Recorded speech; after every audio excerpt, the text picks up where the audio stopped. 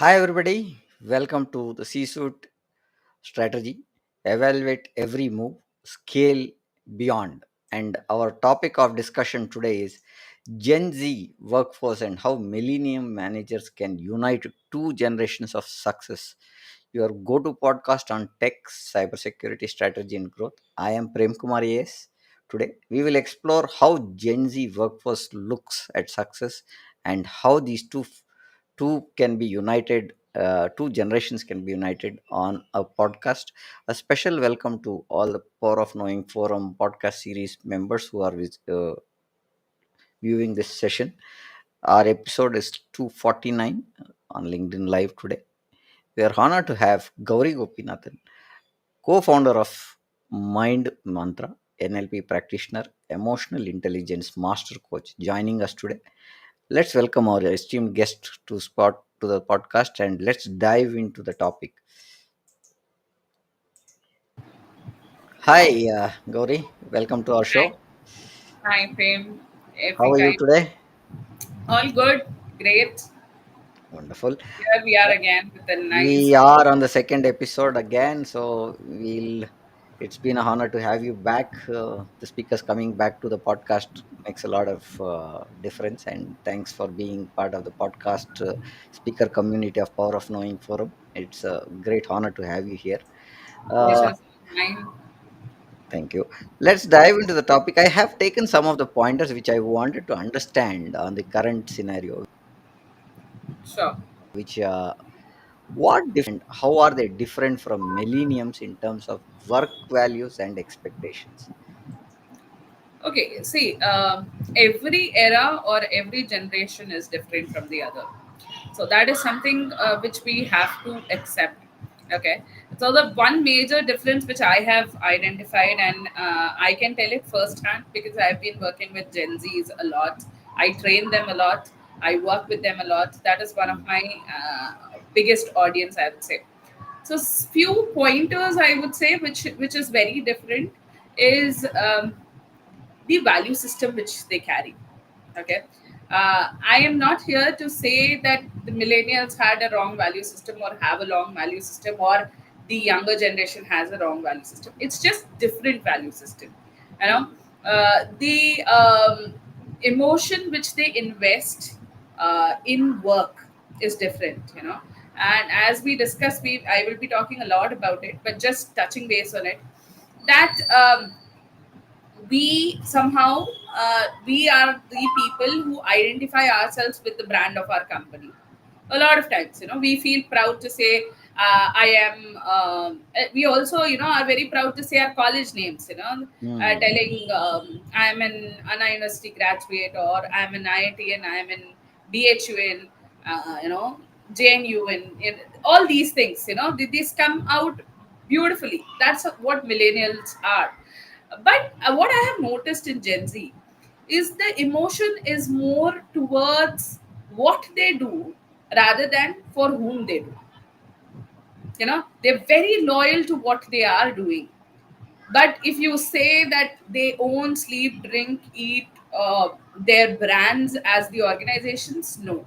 And that actually is another reason where attrition is also, a little more than normal in today's generation. It's because, again, I am loyal to what I do. And if I'm getting another opportunity which helps me explore what I do a little more, I'm not going to be loyal to the brand, rather than I'm going to be loyal to what I'm doing to the community as such. So that is another thing, how emotionally connected they are. Both are, even millennials are, Gen Zs are. It's just there is a variation. And the third very important thing I would say is stress. mm, We millennials are, we run on stress. Actually, that is our booster. The more we are stressed, the more we perform. But that is completely opposite when it comes to Gen Z. And actually the late millennials also are similar to that only. You stress them and you will see that their work deteriorates. You cannot give them that pressure and put them in a pressure cooker and think that they will come out right and they will come out all cooked. No, they will come out all messed up. So, these are few differences I would say. I can keep going on and on, but majorly these three things: value system, the emotion which with they are connected, and the way stress works with them is totally different between these two generations. And we have the next bomb coming, that is Gen Alpha. That is another case altogether, a different talk for a different day, I would say. Yeah, I know. uh, the work scenarios are changing in such a dramatic way. We are not able to see. It's like the middle class structure, right? You have upper middle class, lower middle class, and the middle class kind of. So you are strict, somewhere sandwiched between. You don't know where you belong to at the moment.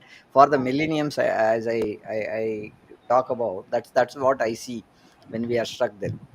True, What true. are the most common myths millennium managers believe about Gen Zs, and how they can unlearn those things? Because we millennials once learned, we are hardbound, right? So, how do you Exactly. look at this pointer?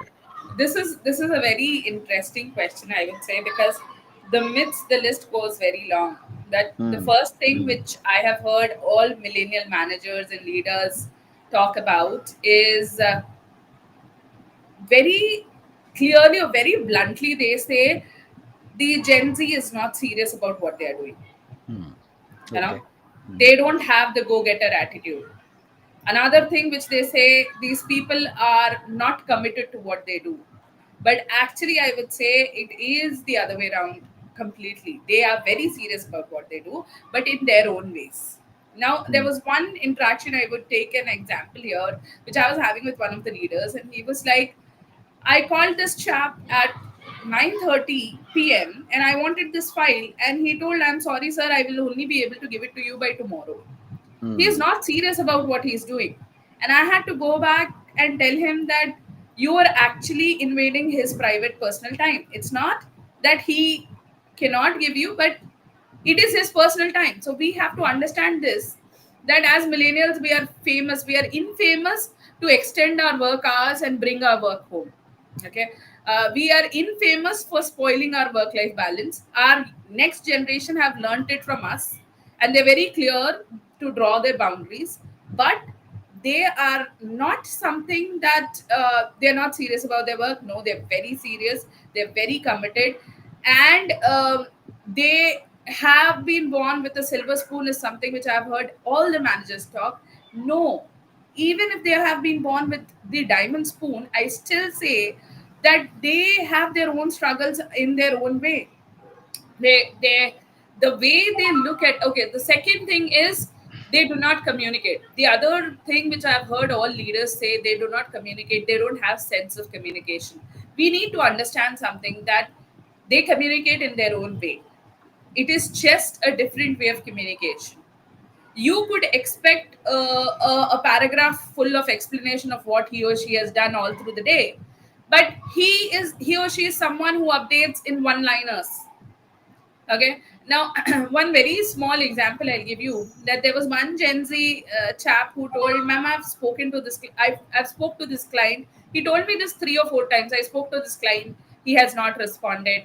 Uh, I spoke to him yesterday, or I've something like that was going on. And after 2 or 3 days, I asked him, "Excuse me, have we talked to this client? Tell me that." And then he comes back saying, "I messaged, but he's not replying." And for a minute, it was like a pause, and I just bursted out laughing instead of getting angry. Because according to them, sending a message is talking to a person. According to us, talking to a person is when you pick up the phone, dial, and talk, or meet the person and talk. For them, I'll take a very important lesson that I've learned in. I'm talking. You are going one step ahead. I'm taking one step behind what yeah, I've been. So I working for a organization, and that was a banking customer. So we went there, and I said, "Sir, I've sent you a mail." So he said, "I said mail. I have not received." So I said, "Sir, it's been sent a week back." He goes to the mail room and says, "I have not received the mail." I was a little. We always thought mail means email default, right? So He said, I've not got the mail. The mail room is saying they did not get any mail from you. I said, I sent an email. So then be specific, no? He said, you sent an email. You said mail. So I was thinking you sent me a hard document. Okay. So I had to change saying to that banking customer thereafter, saying that when I talk to government organizations or any government things, I should be entities where I should say that it is either a mail, which is a courier, or a postal, this one, and email means this one, call means it is a, a phone call or a online call. So that difference I understood when I met this government customer. So what I take from you is one step ahead, right? Now what we are talking is, I sent a message. A message in what form is the question that is coming up now. Because traditional emailing itself is also dead now. Now nobody looks at an email. Send me a WhatsApp message, right? Or put a message on Teams, or maybe communicators, whatever they are using, whether it is Google communicators or anything. Now you will have to be very specific in what you're asking to the current generation, because they have so many platforms. They just think one platform is the constant way of response. You take that only as the primary source of interaction or communication. You take WhatsApp, you send a message on WhatsApp, they'll stick on to WhatsApp. You send it on Teams, they'll stick on to Teams. That's what I've seen. Correct me if I'm wrong there, Gauri. See, I would say normally they don't stick on to one. That is the problem. We stick Okay, on to one. okay, got it. If it is email, we stick on to emails, and we expect everything to come as emails. And as you told, we all, I mailed you. I emailed you. It has become I mailed you, and we think it's this. This is Yeah. the only way of communication. I have seen these chaps being sometimes messaging on WhatsApp, sometimes on Teams, and they expect us to, coordinate all that and accept as one, because for them it is an ecosystem, you know. So this idea of ecosystem, we are not that accepted on this ecosystem thought process. But because these guys are digitally more sound, I would say the generation is digitally more sound. They understand the ecosystem better, and that is why they use every aspect of the ecosystem. Instead of emailing, there's another thing which these chaps have started doing, is they will collaborate on a Google slide and they'll send me. So they are not sending me the presentation now. If I Hmm. look for an email with a presentation, I am not getting it. Why? Because they have Okay. made me a collaborator and they are doing whatever they have to do in that Google slides. I am supposed to go and visit that. So if Hmm. I, as a leader, am expecting him or her to send me a deck of presentation, and I look at my email and say, "Hey, Santosh, you haven't sent me the deck." Now Santosh has shared it on day one, Hmm. and he feels that I have been extremely transparent with Gauri. She knows how I'm progressing. Actually, if you look at it, it is actually way beautiful than Yeah. what we used to do. We will only send after it is done. Now, this chap has made me the collaborator from day one. I can see what he has done all through the day, how he's progressed. And they're the second thing which is very important with respect to communication, with respect to this generational differences, feedback. We used to run away from feedback. These Hmm. guys feed on the feedback, I would say. That is their energizer. If you don't give them a feedback for the whole day of performance, good job, they feel as if I did not recognize their work. Hmm. You and me used to get recognition only once a year, Yeah. only in No, our I presence. think we have become feedback as fast as the fast food section, right? So you want to have something, you run to a fast food and have. Now there's something done, you need a feedback immediately. So that's Immediately. where I think we are running around at the moment. What now? I want to understand one pointer is from a leadership angle. Okay, now how has the leadership mindset evolved from Gen X to millennials, and now to Gen Z. So, any pointers that we can take on that, Gauri? Oh, lot of them, because I actually have there are very few Gen X people whom I have worked with, and I have trained them also, because I Okay. coach the CXOs and all, and millennial umpteen number of them, and then there's the Gen Z. There's something which has drastically changed is the Hmm. form of leadership from a very authoritative leadership which was there in Gen X. Okay, Okay. Okay. and that is why the Gen X, when they worked with millennials, they used to give them directions. A Hmm. lot of micromanagement used to happen. Okay, Yeah. I remember when I joined as a fresher, I was told exactly what and all I'm supposed to do from morning till Hmm. evening. I Hmm. I was not using my brains, and if I do, I would be questioned for using that. Okay, Yeah. because the directions are given. You are like a horse with your sides covered, and you're supposed to only run in the direction which it is given.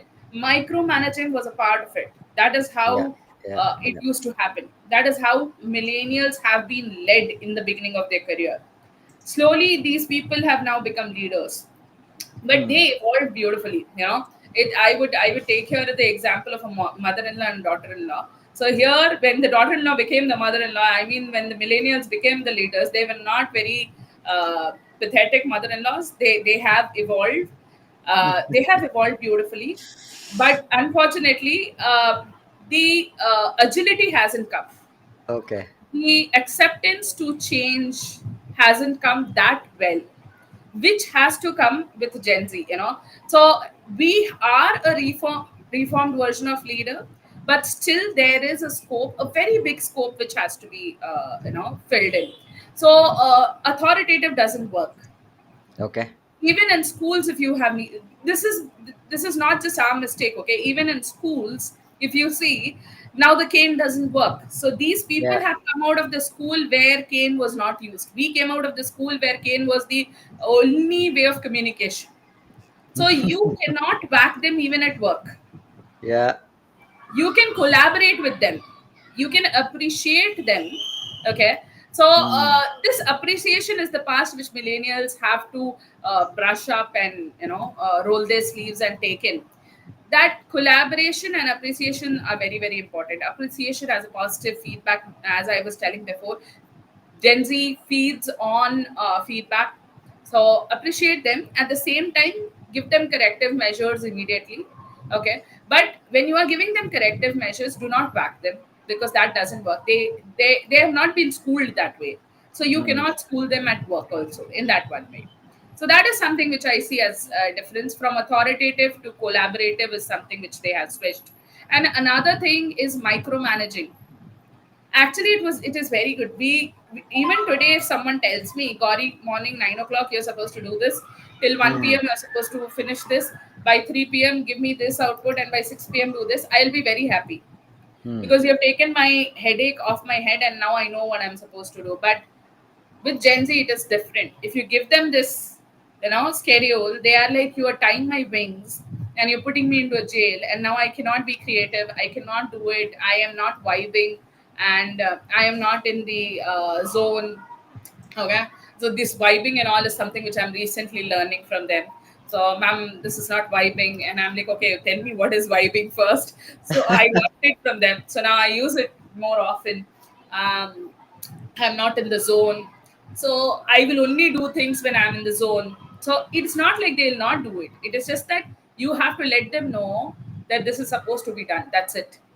Do not micromanage them. Do not stand on their No, headache. I think very important pointers there where we touched upon now with this Gen X, millennials, and Gen Z.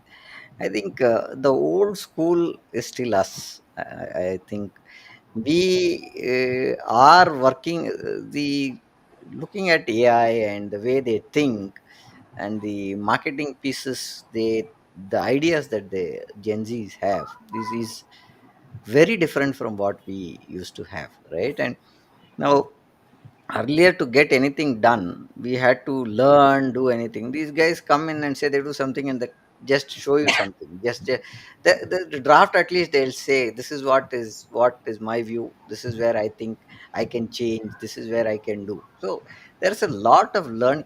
I will take one pointer. I don't know whether it is valid to say a Chinese name. Jack Ma was saying is that in one discussion, what he said is, when you are at certain age, you should work for the youngsters. So I was looking at it. Why was a pointer when somebody asked? He said the youngsters have so much of knowledge today because everything is in their fingertips.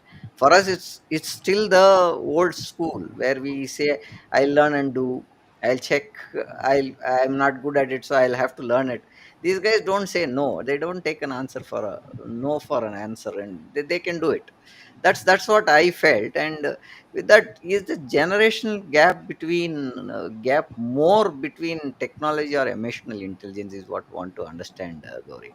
How is that playing a role here? See, what you told is very beautiful because what I have noticed is millennials are perfectionists. Okay, Hmm. they've always been that way because they have been brought up that way. They have been tamed by or trained by Gen X, which was also a believer of perfection. Okay, Hmm. so Hmm. we are a perfectionist. Until and unless something is not perfect, I will not show it to other people.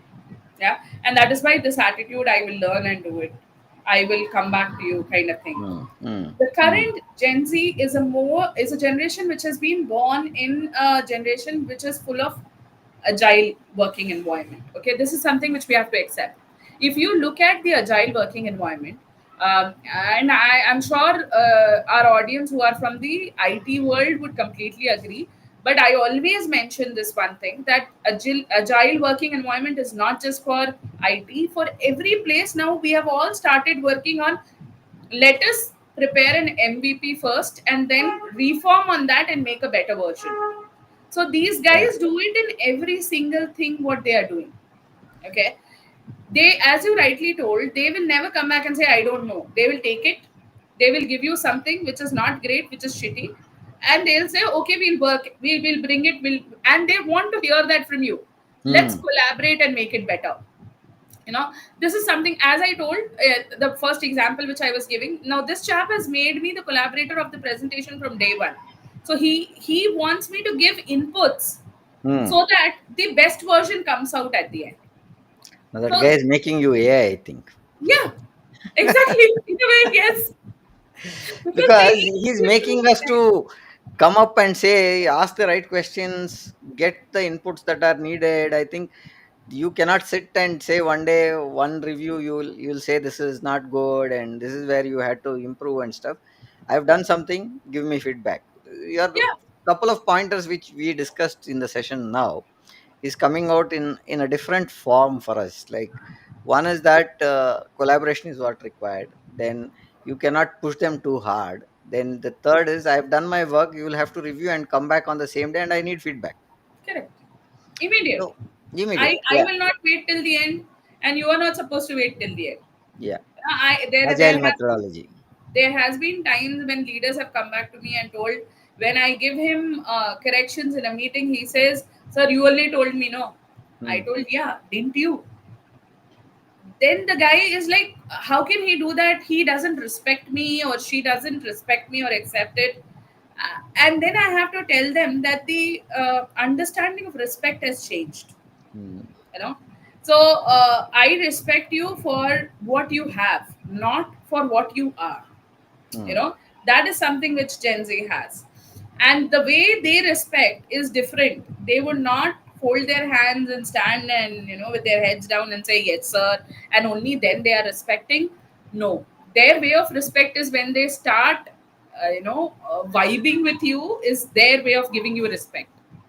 When they are not getting awkward when you enter the room, is the best respect which you get from them. Hmm. A lot of times, especially in the manufacturing industry, I have seen this. In IT, somehow the leaders have understood that it is only this way or there is no way. This Okay. way or the highway guide.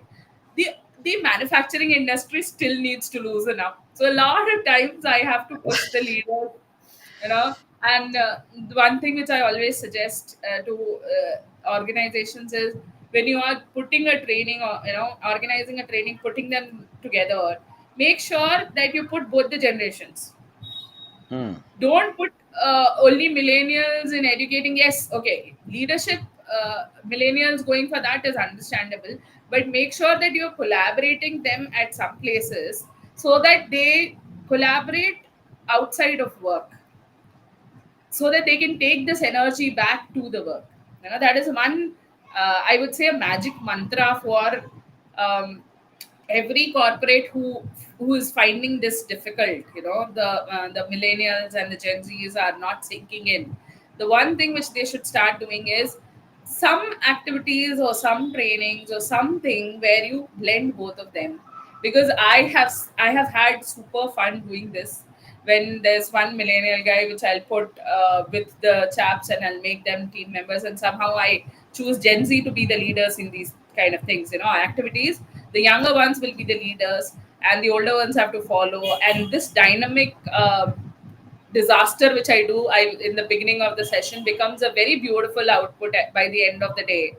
And this has resulted in success 99.99% of the times. So that would be one thing which I'll give as magic mantra. Start doing that in your organizations. Very important point.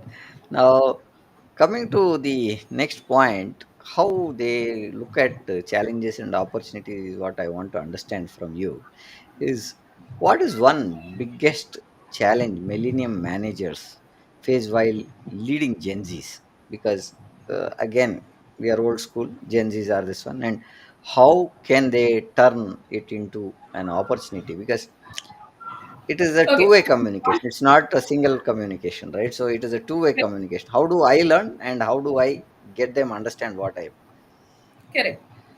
Yeah. One very big challenge which the millennial managers have currently is to Hmm. bring the brand loyalty.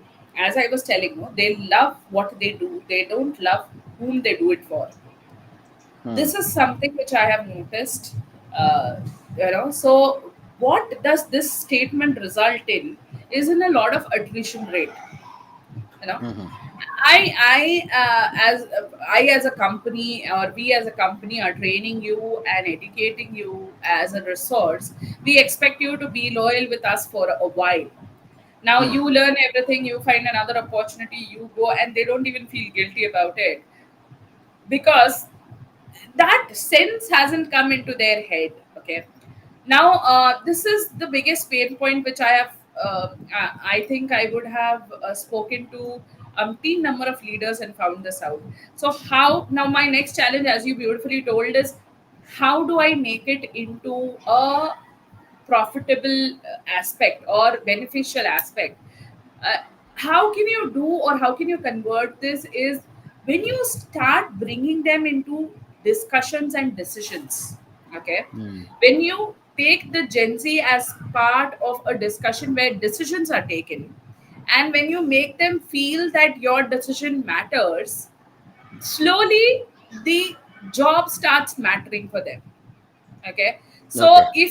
if you keep them away from the decision maker, I would say, Gen Z has this thought process that I am important for this organization.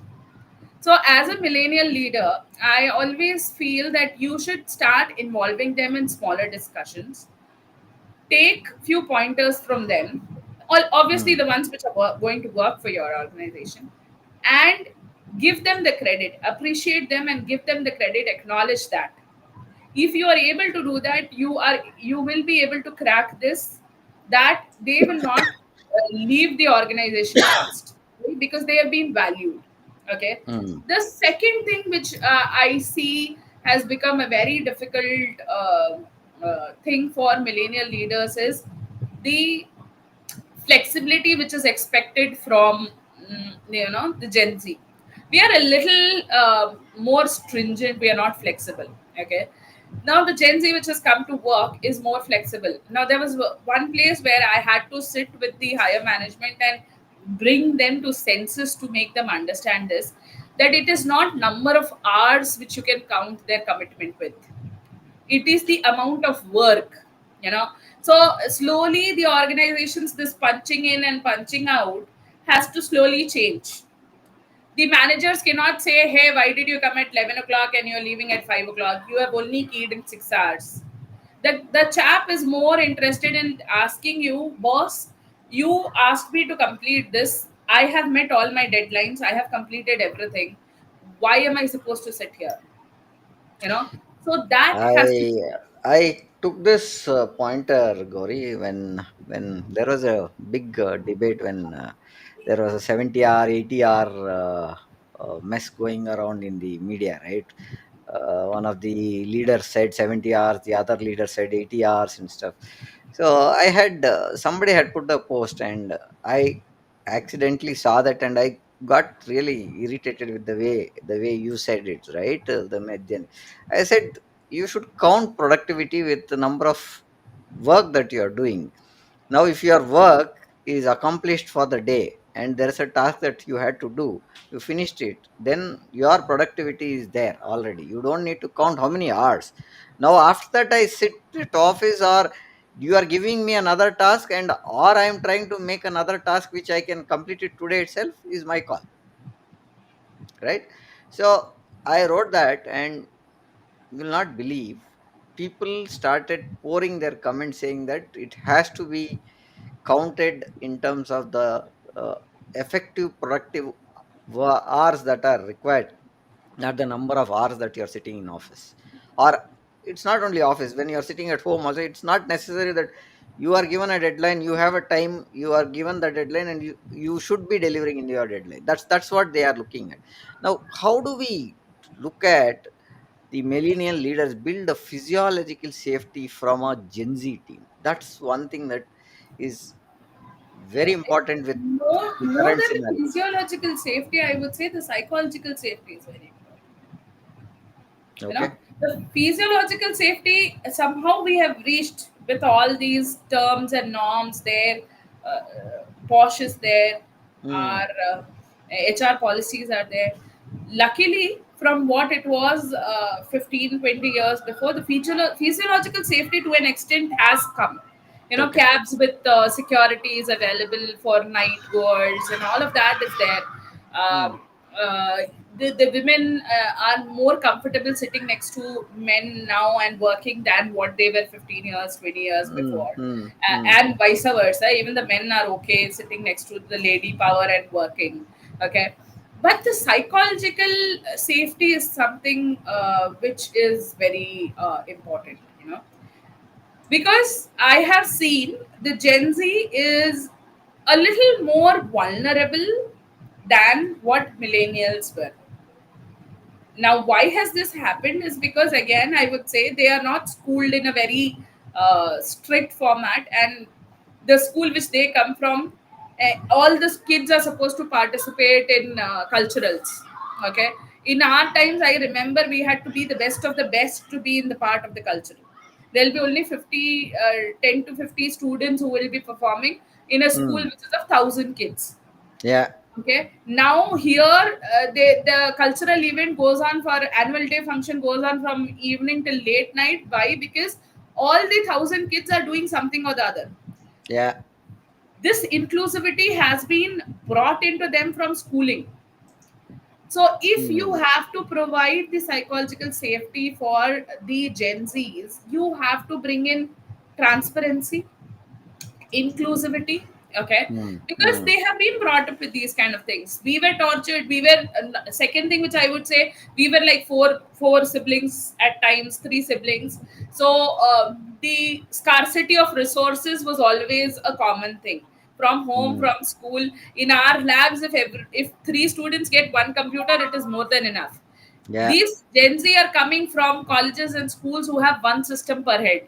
yeah. Okay, so why am I going back to school and bringing from there is because it is not that they are acting weird, it is just that it's we millennials who created that for them, and from there they have come out.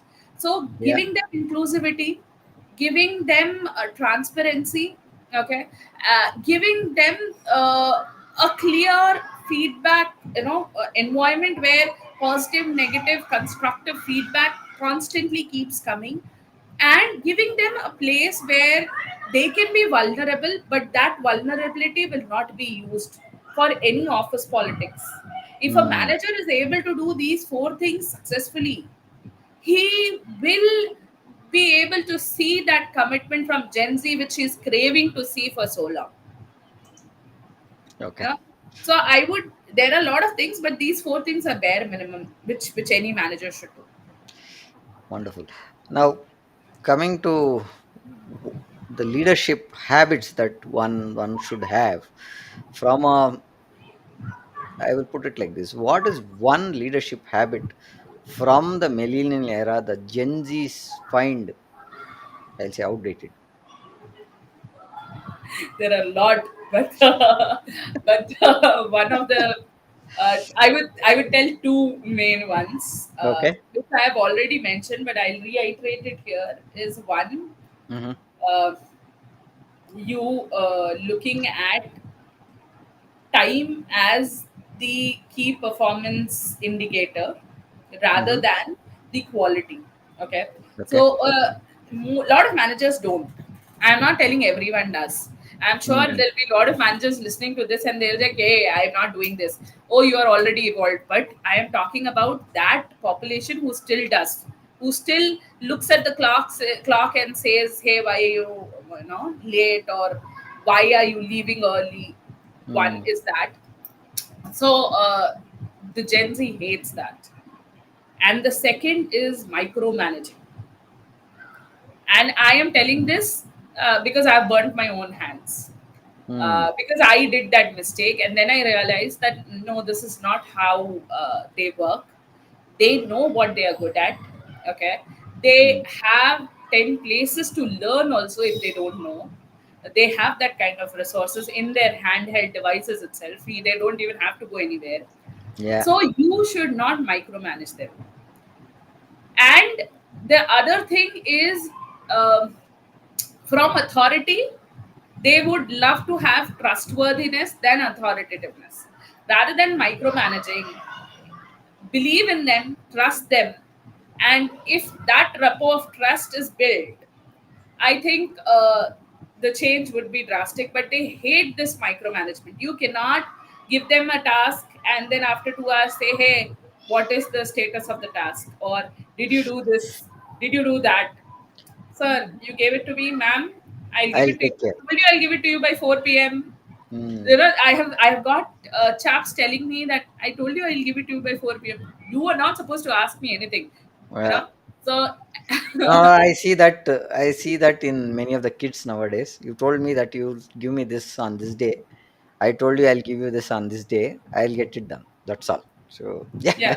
that's. So What are see, some ways that we can create a shared culture when generation values collide? So it's a. shared culture is one of the that is the success mantra, I would say, for Mm. having, because this is one of the most powerful collaborations that we have. Millennials discipline and Gen Z's creativity, and you blend them, you have one of the strongest collaborations. And this is why this collaboration will actually bring success mainfolds, not even just twice or thrice, exponentially it will boost. And to do this, few things which we can do is first, as I was telling, make sure that you're collaborating them out of work. Somehow or the other, make sure that you're collaborating them out of work. The second thing is what I always suggest is for managers to start understanding the psychology of the Gen Z, as Dr. Ashish has actually put it in the message here also. So I am piggybacking on what he's telling, that the leaders currently have started exploring this, so they should explore it more to understand the psychology. At the same time, when Gen Zs are taken on board, this is something which we are yet to do, which we haven't done, which There are two organizations where I have started doing this, where I have put this on the table and they've accepted it, and we are working on a module for this. Is when Gen Zs are getting on board, okay, we also need to do a similar kind of a psychological understanding that this is the kind of people who will be leading you. So there can be times when you can feel that they are hovering over your head, okay, but it is your responsibility to go back and say in a very calm and professional way that, sir, I will do it, I am accountable, and I will perform. But yes, for the first 6 months they will be hovering because they haven't seen you perform. So Hmm. accepting that hoverness is also important. So leaders have started getting trained, yeah, but the Gen Z's also should be trained. So that is a step which we are supposed to take. The second thing is making transparency the second skin of working environment or teams is very, very important. Transparency in the way they are working, the way the responsibilities are distributed, okay, and transparency in the feedback format also, yeah. Hmm. So if Hmm. we bring in this transparency, then this collaboration will work really well. Okay. So with this, I will take one more question, and then we, because of short of time, we will run through these comments that are coming in. Uh, I'll take two questions. How do Yes. you handle communication conflicts between Gen Z and a senior leader? Is the first question that I want to take. And in what ways can reverse mentoring be used to unify generations at workplace? Sorry. Yeah. Okay.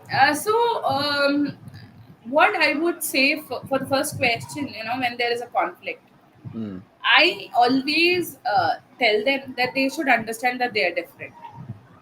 Okay. The first step is accepting the difference. They are Hmm. not going to be the same. A millennial cannot become a Gen Z. There is a generational leap which he will have to take. A Gen Z, there are very few Gen Zs with millennial attitude. They are still there, okay, but the major population of Gen Z, which is not from that attitude, cannot become that. You cannot expect that from them. You have to Hmm. accept them as they are, both the parties. So first is acceptance that they both are different. The second which has to be brought into the sense is both are different but both are correct, both are not wrong. The problem currently is the struggle, the conflict comes because we are struggling, or we are putting all our efforts towards explaining how the other party is wrong. Rather, what should it go on, or what should our effort be into? How can I use that is different with him or her for my benefit or for our Hmm. benefit, for a shared goal? So, whenever there is a conflict, I always suggest making both the parties understand that they are not the same. So, they cannot expect the similar output. There are two different individuals. Second, now that you have accepted that you are different, understand what is positive in the other party. What can work for the current share goal that you have with you, and let us work on what is the positive rather than finding the negative. you know your Where your mind goes, your energy flows, we always say. So if your mind goes in finding on the negative of the other party, your energy will flow in making the environment negative. So you have to understand that there would be few positives. Understand on how can I work around that. So these are the few steps which I always suggest. If there is a constant conflict, then this conversation should happen. The super senior leaders should actually mitigate this issue in this particular sense. Don't ask each other to become like each other, they will not. It is the difference which makes you stronger, yeah. So that is something which answers, I think, your first question. Coming or hopping to your second question which you asked about mentoring.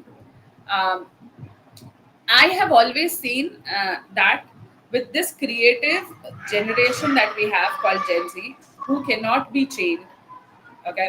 And I take the example of How to Train the Dragon here. There's a very beautiful movie. Every Hmm. manager should see that. You have to understand that you have a toothless, those all those chaps who are coming in. I don't even say kids because kids is not the right word. One of the person corrected me, so since then I've started calling them chaps. So these chaps who are coming in are like toothless. They are not aware of the strength which they carry. Okay. But you have to find different ways in which you can help them in training them and making them better and understanding their own strengths. Now there is no holy book or framework which which you can follow for every individual, because they all come with individual personalities. You will have to change your mentoring styles with different people. Few of them would want you to guide in the beginning, and then they would do they would become a free bird. But few of them would always feel that you just let me know what is to be done, I'll do my mistakes, be there to you know get pull me back when I'm falling, but let me fall. So a mentor is someone who actually does not take your hand and take you everywhere.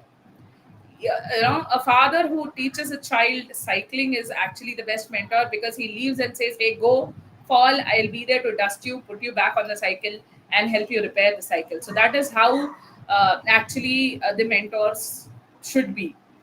Do not give them everything, ask them the right questions, uh, you know let them ponder, uh, give them the scope of doing mistakes, so that they can go ahead and build on that. And collaborative mentorship is very important. There are some things which they can mentor you on, like generative AI and ML. I am being trained by these young chaps on how to do that, and I'm very happy learning from them. And sometimes they're like, ma'am, what are you doing? Or sometimes they even call me a fool. I take it, okay, fine, okay, yes, I am a fool in this, come on now, teach me. So we co-mentor each other, so that is how we are evolving.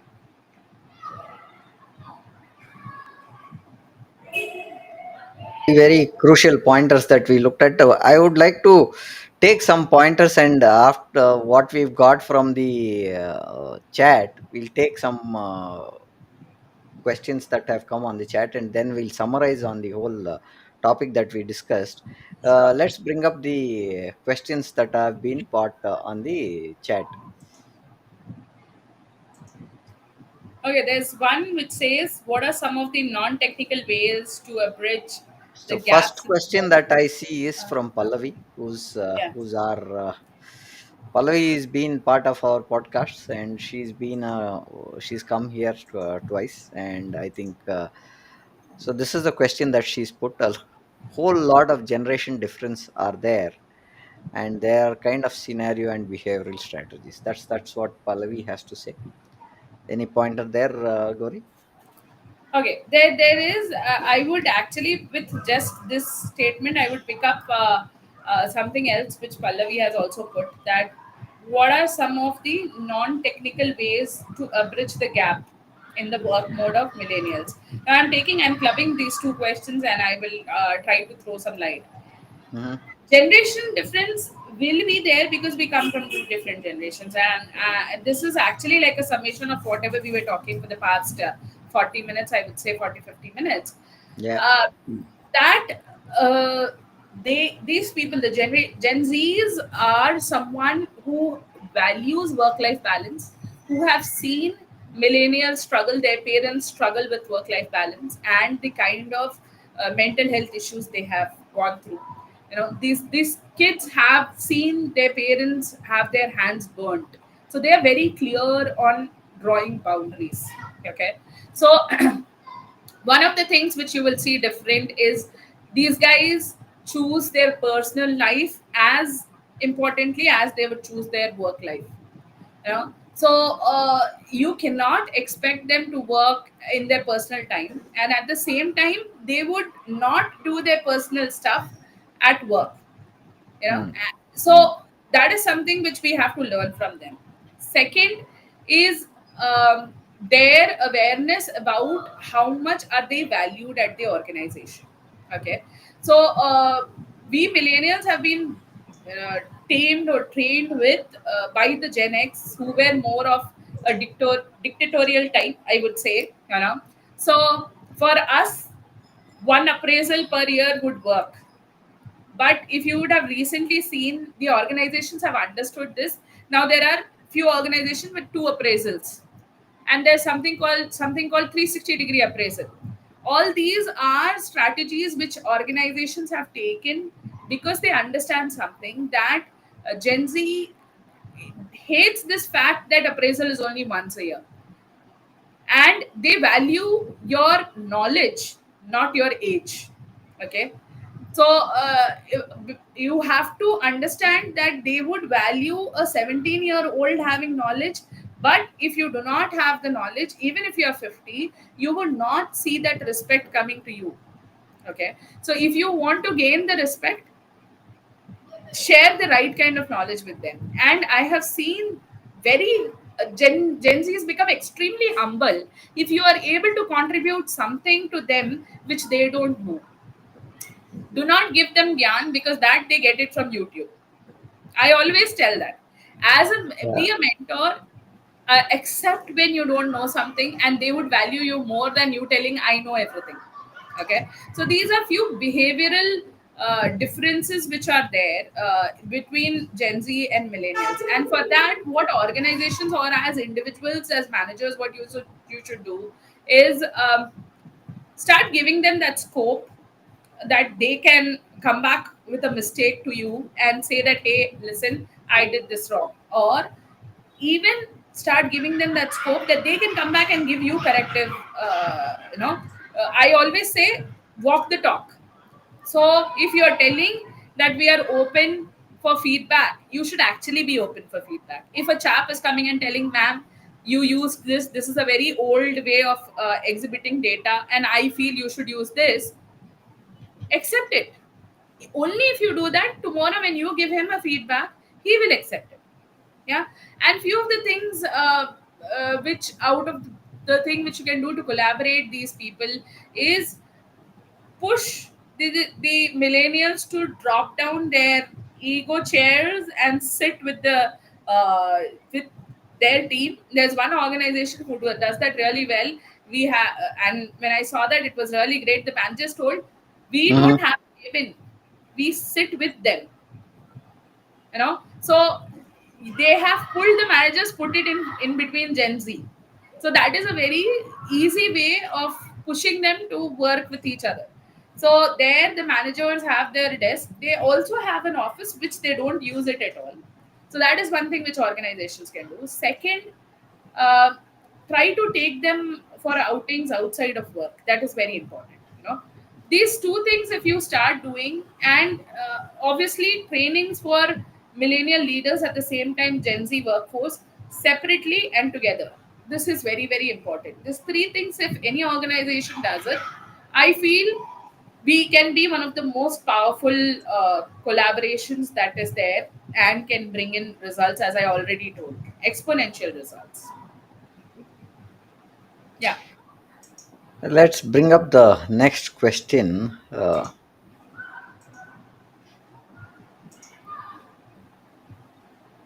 Okay, I'll get that question for you. Uh, this is the question that interesting question. Leaders Yeah. are analysis of physiology of Gen Z. Earlier, it has been my way or the highway. Now, a shift where top leaders are trying to understand the physiology. Yeah, that's a point that we have come. Yeah. So I think we have spoken about this, and I would reiterate on what I told. Uh, that it is true, Mr. Ashish, Dr. Ashish, that we have started doing that recently. And yes, a lot of times I have got this question from a lot of people, that why only the millennial leaders are thinking about Gen Z's psychology. Why not the vice versa? It should have been the other way around. They are the Mm. ones who are coming, so they should know how the bosses work, rather than the boss understanding how the subordinates or the juniors psychology is. And there's where I have to break the mirage of a lot of people, that the word boss should go out of existence. That Okay. is the first step. That statement is wrong at that first step itself, that you're calling that manager as a boss. The moment you give them that boss, Even at home, when my husband is trying to put his idea on me, is when I start calling him okay boss. Hmm. So boss has a very negative vibe. We have to remove that word out of the existence. Okay. And it has always been that the seniors are more evolved and more mature. For them, understanding the psychology of the Gen Z will be much easier because we have that kind of experience to Hmm. understand. And we have that patience and perseverance. Yeah. Gen Z is like hot blood. They have just no gone. They think I will win the world, and they would. I'm not denying that. But Yeah. with that high energy, perseverance cannot come together, That maturity will take them a while. That two, three falls will be required for them to understand, okay, what is Yeah. my boss's psychology? So it Right. is our responsibility to understand. See, the horse will not understand what the rider, what my rider is going, or what is his psychology. But that combination only wins where the rider is able to understand the horse's psychology. So right now, these are those young horses who need to be, given the right direction and run the race with them. You cannot just say it is your responsibility, go run. Yeah. You have to sit with them, run with them. So we have the maturity, we have the perseverance, we have the patience, we have the experience, and that is the reason why I always say it is our responsibility more than the other parties. I have two questions from Pallavi, which I think, what are some of the non-technical ways bridge the gaps in work I by think we have millennials? answered this in Answered multiple that, ways. yes. And next is, because of Gen AI, Gen Z, and Alphas are assured to permanent resources, and this facility is being onboarded with everything, is inculcated in a very natural, reckless mindset, where proactive action inputs are not pondered over pivotal enough. So, yeah. I would say this is more of a statement, Hmm. rhetoric statement than a question. Okay. And generative AI is here to stay. Okay. So that is something I keep telling even to I When you talk about AI, now how we had ATMs are not going to go off, right? Similarly, Google is not going to go off. You'll still search in Google. Generative AI is going to be there, where you need quick answers and you get quick answers, but you need to go deep. You'll have to go back to Google itself to look at.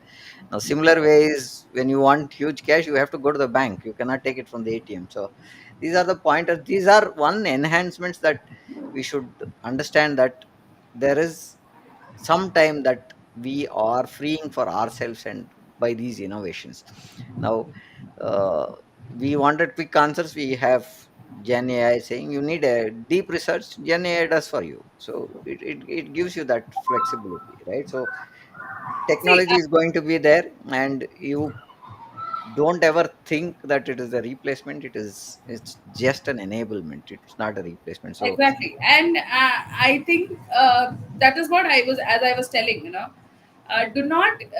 I a lot of times say to a lot of managers or teachers, rather, I will take a more context towards the teachers than the managers here, or trainers who give them what is there already online or on YouTube. I say, if you do that, you will fail. You will fail miserably because these guys are smarter in mining the information than you and me. yeah. I suggest you should always give them a little different or a more of an experiential learning and understanding, because facts are there. It is Mm, the experience which you can create. So yes, they have been taken on board that generative AI is there. It is a permanent resource. Gen Alpha is even more lethal than Gen Z actually. Very in I think next 5 years we would be talking about Gen Alpha. I am still mm. trying to decode their communication. I have a Gen Alpha at home. So actually, at my home is actually my area where I'm doing a lot of these researches, because I have a Gen X, I have a Gen X, I have two millennials, and then one Gen Z and one Gen Alpha at my place. And then when this combination communicates, so we have to understand generative AI will be there. It is our friend if used in the right way, and Gen Z knows that. There are times when they can rely on that more than our experience. It's okay, let their hands get burnt if it is going to get burnt. They'll come back to us and be there, not to say I told you, right, rather to say Mm. okay, now that we have understood, let us try to find out another way, so that is, I think, the right way of going ahead. Wonderful, Gauri. So I'll just summarize on what we discussed. I put some pointers there.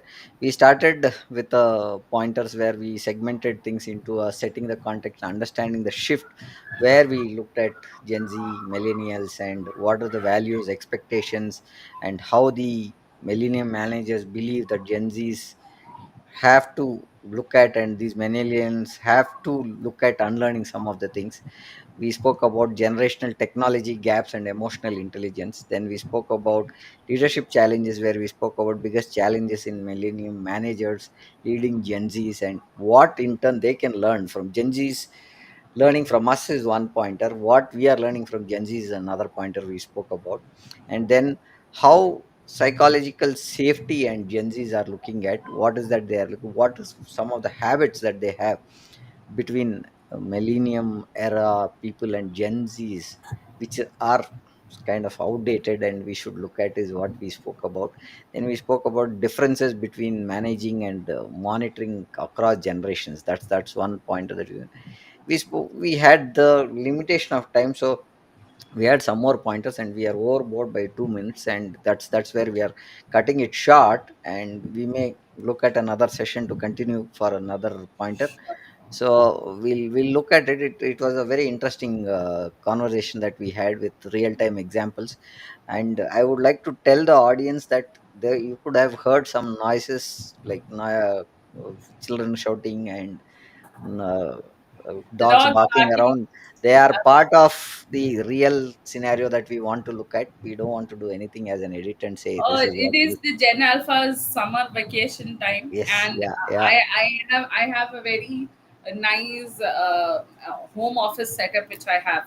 So the other streets have stopped them from playing. It is just I have been fighting for them to play in my street because I loved kids No, that, playing on the street. So yeah, yes, that that is them making noise. It's their evening times by six we till are nine. interfering in their playtime and doing our podcast. So I would say That that. is what I would say. Yes, So with because that, it is yeah, Chennai. but I kept my door a little open because it's very hot in Chennai. yeah, And yes, for the audience, I'm extremely sorry if you heard dogs barking and kids playing. It is their time, so they are playing.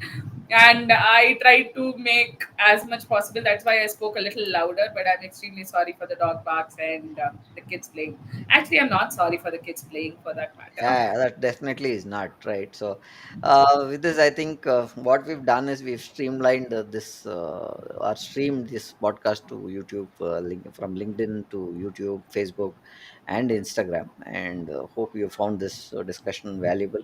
And there's an important milestone that we are touching coming next Tuesday, which is going to be our next podcast, and we are talking about a very crucial pointer there, where we are talking about AI driven cyber wars, because how, with the cyber wars happening, what we see is regional conflicts are getting rewritten, and the rule book of defense also is getting rewritten, right? So we are talking about AI driven cyber wars and how regional conflicts are rewriting the rule book of cyber defense is the pointer that we'll talk on 20th 6:30 p.m. IST, and we have Dr. Ram Kumar who's joining us on this discussion. It's going to be one of the amazing sessions. That person comes in with a lot of experience in cyberspace and cyber security side, and we would like to look at, because that's our say milestone episode of 250 episodes that we are doing, and we would like to ask the viewers to help us, support us, though you have supported so far with the power of knowing forum being coming to this stage of running 250 episodes non-stop. That's an achievement because of the speakers, the use, the audience is what we would like to say. And with that, I would like to conclude the session. Thank you for joining us. And this, any pointer that you want to add before we close, Gauri, or we are good? I would just say one statement that Gen Z is here to stay. Agile, the working in agile environment is here to stay. So, as millennials, we should start becoming more flexible, more accepting, and more aware of the mental health because the next generation is very much aware. So, let Hmm. us value our mental health and let us value our personal space as they do. I've learned that from them. So it is a learning curve, not just for them, but for us also. And let us be open to learning because that is the only way where we can become better than what we are. Thank you. Thank you so much. Thank you. Thank you. Good day. And thank you, everyone. We would like to conclude this session here now. Thank you.